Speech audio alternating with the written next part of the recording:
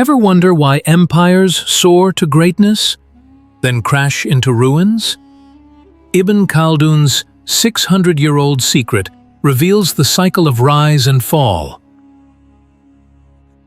Ibn Khaldun, 1332–1406, was a pioneering Arab historian, philosopher, and social thinker whose seminal work, the Muqaddimah, or Prolegomena, is considered a foundational text in the fields of sociology, historiography, and political science.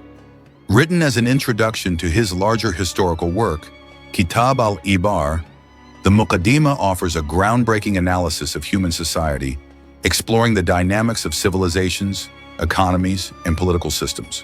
His ideas were remarkably advanced for his time, introducing concepts like social cohesion, Asabiyyah, cyclical history, and the impact of environment and economics on human behavior. Ibn Khaldun's work drew on his extensive experience as a scholar, judge, and diplomat in North Africa and the Middle East, giving his observations a practical grounding in the complexities of governance and societal change. We will be discussing the notable sayings or paraphrase ideas from Ibn Khaldun's Muqaddimah that were previously mentioned, providing deeper context, explanations, and their significance. Each saying is rooted in his analytical framework, which sought to understand the universal principles governing the rise and fall of societies. Since direct quotes from the Muqaddimah can vary due to translations from Arabic, these are concise articulations of his key ideas. Group feeling, Asabiyyah, is the bond that unites people, giving them strength to achieve great things. But it weakens when luxury and comfort take over. Ibn Khaldun's concept of Asabiyyah is central to his philosophy. It refers to the social solidarity or collective spirit that binds a group, whether a tribe, clan, or nation, through shared identity, loyalty, or purpose. This cohesion enables groups to overcome challenges, conquer rivals, or build civilizations. For example, he observed that nomadic tribes, driven by strong Asabiyyah, often overpowered sedentary societies due to their unity and resilience. However, once a group achieves success and settles into urban life, luxury and individualism erode this bond. People become more focused on personal gain than collective goals, leading to societal decline.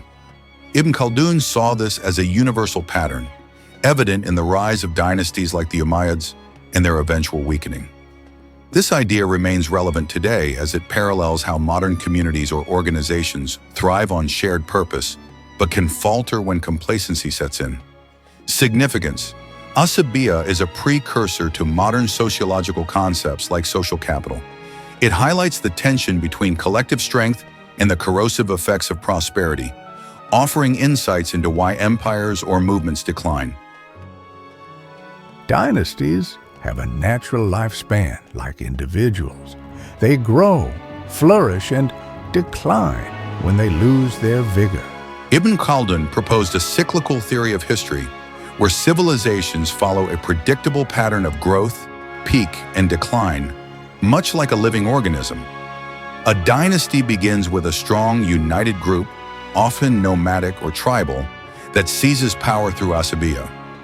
As it establishes a stable government and urban culture, it flourishes economically and culturally. However, over generations, typically within 3 to 4, according to Ibn Khaldun, the ruling class becomes accustomed to luxury, loses its martial spirit, and grows detached from the people. This weakens governance and invites external conquest or internal collapse. He illustrated this with examples like the Abbasid Caliphate, which rose through unity but later fragmented due to decadence and weak leadership. This cyclical view was revolutionary as it framed history as a science driven by social and economic forces, not just divine will or random events. It anticipates modern theories of historical patterns and societal decay. Wealth accumulates in cities where commerce and trade thrive, but excessive taxation can destroy the incentive to work. Ibn Khaldun was an early observer of economic dynamics, recognizing that urban centers prosper through trade, craftsmanship, and specialization. He noted that wealth grows when people are motivated to produce and exchange goods. However, he warned that heavy taxation by rulers often to fund lavish lifestyles or wars, discourages productivity. When taxes become oppressive, merchants and workers lose motivation, leading to economic stagnation. Ibn Khaldun's analysis of the Laffer curve-like principle that excessive taxation reduces revenue by stifling economic activity was centuries ahead of its time. His insights prefigure modern economic theories about incentives and fiscal policy, highlighting the delicate balance between state revenue and economic vitality. Ruler's authority depends on the loyalty of his followers, but loyalty fades when injustice prevails. Ibn Khaldun emphasized that effective leadership relies on the trust and loyalty of subjects, which is rooted in Asabiyyah. A just ruler who prioritizes the welfare of the people maintains this loyalty, ensuring stability. However, when rulers become tyrannical, corrupt, or detached, they alienate their followers, weakening their authority. Ibn Khaldun observed this in the decline of dynasties, where rulers prioritize personal power over justice, leading to rebellion or conquest. He stressed that legitimacy comes from moral governance, not just force. This idea resonates with modern political science, particularly discussions of legitimacy and the social contract.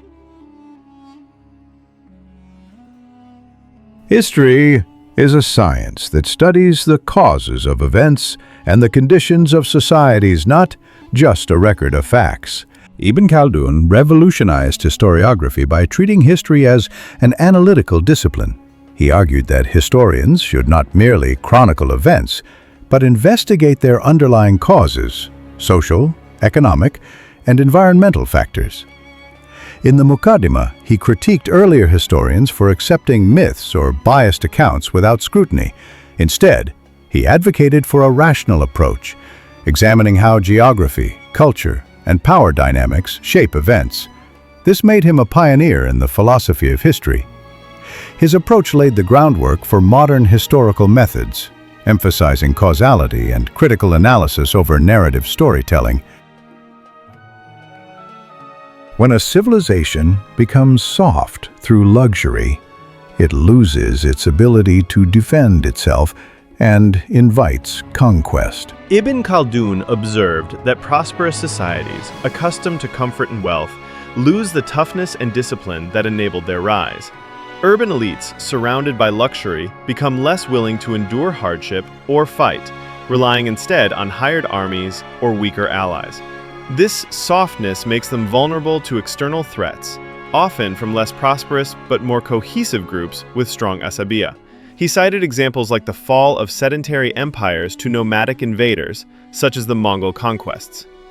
This idea highlights the paradox of prosperity and remains relevant in discussions of how affluence can undermine societal resilience.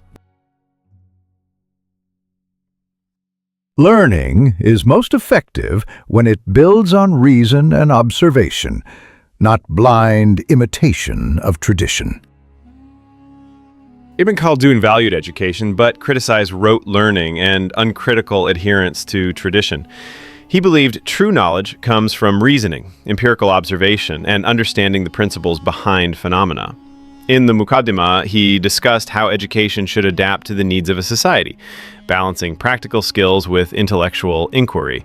He also noted that overly rigid teaching methods stifle innovation, a concern he saw in some religious and scholarly traditions of his time. His emphasis on critical thinking anticipates modern educational philosophies that prioritize inquiry-based learning over memorization. Power tends to corrupt as rulers prioritize personal gain over the welfare of their people. Ibn Khaldun observed that rulers often start with noble intentions but are corrupted by the temptations of power. As they consolidate authority, they may prioritize personal wealth, luxury, or control over the common good, leading to oppression and inefficiency. This erodes Asabiyyah and alienates subjects, paving the way for rebellion or external conquest. He saw this pattern in the later stages of dynasties, where rulers became detached from the people they governed. This insight parallels Lord Acton's famous quote, "Power tends to corrupt," and remains a timeless critique of governance and leadership ethics. Tribes with strong group solidarity conquer others, but they eventually adopt the ways of the defeated and lose their edge.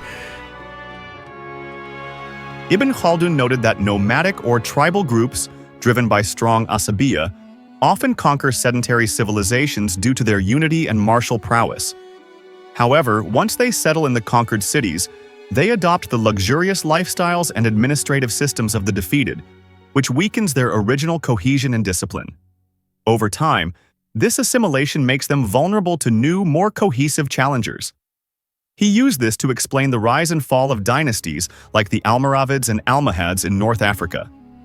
This dynamic illustrates the tension between conquerors and the cultures they absorb, offering a lens for understanding cultural assimilation and decline. Man is distinguished by his ability to think and organize, but his desires often lead him to conflict and division. Ibn Khaldun saw humans as unique in their capacity for rational thought, social organization, and cooperation, which enable them to build complex societies. However, he also recognized that human desires, greed, ambition, or rivalry often drive conflict and fragmentation.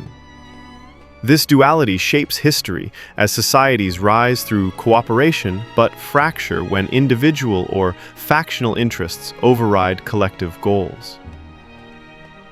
He viewed this as a fundamental aspect of human nature that explains both progress and decline. This observation prefigures modern psychological and sociological theories about cooperation versus competition, highlighting the challenges of sustaining social harmony.